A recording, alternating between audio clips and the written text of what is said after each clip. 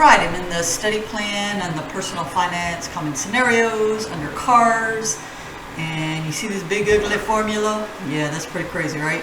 So if you go to this example right here, and then you open the Google Sheets that they have prepared for you, so nicely this formula right here, if you double click on it, you can see it, or if you click on it, you can see it right here.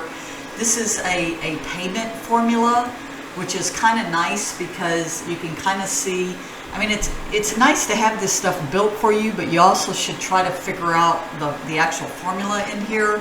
So notice they have the rate, the number of periods, present value, future value, all that stuff, you know, if needed. But so I did this car one, I did the second one here. Let me see if I can make it where you can see it.